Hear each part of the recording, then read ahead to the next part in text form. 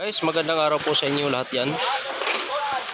Muli, samahan niyo pa ako at ipapasilip po lang po sa inyo itong aming gawa po ngayon. At may concrete pouring po kami. Ito po yung aming slab preparasyon. Kompleto na po guys. Oh. Sa electrical, meron po yan. Oh, ang tawag po niyan junction box. Ayan. Ayan. Kompleto na po yan. So, samahan niyo po ako guys at ikotin po natin ito. Ayan. Yan, itong portion pong ito, retaining wall po ito. Yan o. So, retaining wall po yan. Kasama na po yan. Naka-monolithic po ito.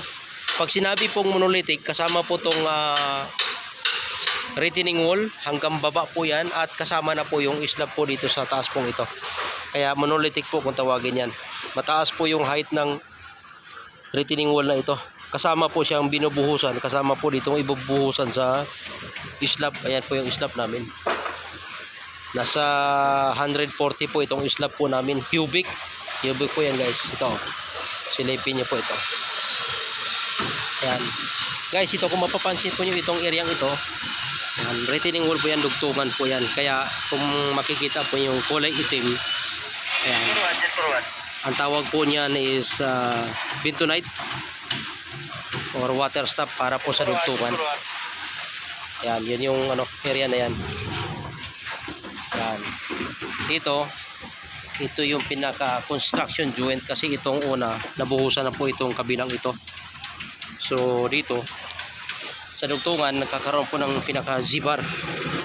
Ito, G-bar po kung tawagin ito. Ayan. Para sa dugtungan, matibay po siya. Ayan. Dito sa side po ito guys, ito. Ayan. Ito yung tinatawag guys na G-bar. Ayan. 4 na piraso po ito. Bawat tugtungan po ng construction joint, magkakaroon po ng G-bar. Ito G-bar po ito. Para matibay po siya. Ayan. At silipin po natin dito guys.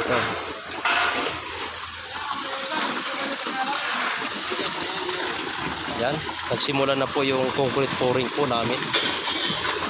Concrete pouring na po ito, nagsisimula na po. Ayan.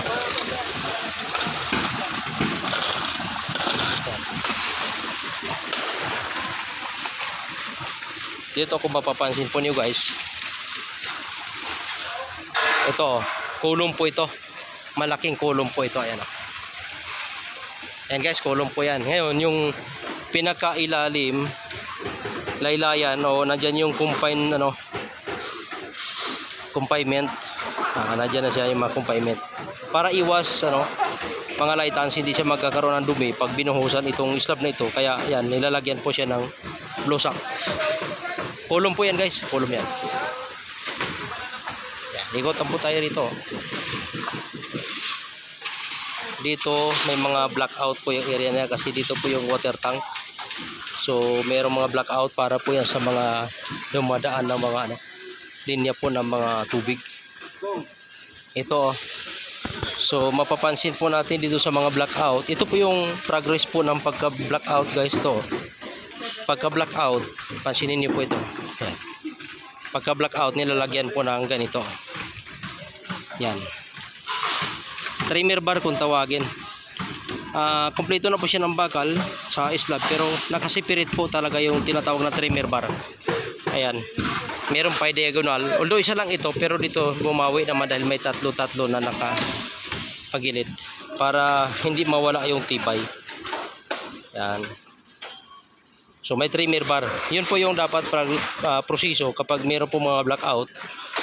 Dapat meron pong trimmer bar. Kaya po meron yan blackout dahil pag tapos po nitong buhos na ito, pagkatapos po niyan at time na po ng tapos na po yung para sa kuwan ng simento, yung matigas na po, pwede na po siyang i-stripping yung ilalim. Kaya itong blackout ito dadaan yung tao kapag tapos na po yung curing time, kasi may curing time po ang buhos, may curing time po. Yan. So malapad po ito guys. Ito yung binubuhusan namin. Malapad po yan guys. 140 cubic po kami ngayon. Malapad po ito, naka-monolithic po ito dito sa ano, sa mga retaining wall. Ang retaining wall, ito po yung ano, pinaka-retaining wall. Pag sinabing retaining wall, ito po yung nag-hold ng perimeter area. Ito, ang perimeter area is makikita po natin, malalim po ito. Parang bangin po kasi itong ilalim eh. Kaya meron po talagang tinatawag na retaining wall itong side na ito, retaining wall yan. Yan.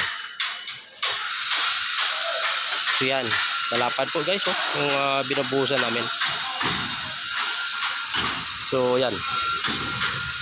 So meron mga trimmer bar. Yun po yung kailangan po kasi sa mga blackout, meron po talagang trimmer bar. Kaya dahil pagkatapos naman ng ma-stripping yung loob, pagtapos na yung curing time, babaklasin lahat yung mga formals niya sa loob eh. Malalim po yun guys. Yan, yun yung pinaka-ako ng ilalim. Kaya kailangan, dahil nakukulong ng area, magkakaroon po ng blackout para dyan po dadaan yung tao na mag-stripping po dun sa loob po nito dahil mataas po itong ilalim nito. Yan. So yun po guys, yun yung mga proseso na aming mga ginagawa dito sa site. Kompleto po ito, yung mga ganito. Ayan. So napakalaki pa po ito guys, oh, yung mga gawa namin. Taas pa po yan. So sana po wag po kayo magsawa sa aking video. Sana magustuhan nito ang video at wag po kayo magsawa. Salamat po sa patuloy na nanonood na aking video at sana masaya po kayo. Yun lang naman po at magandang araw po sa inyo lahat yan.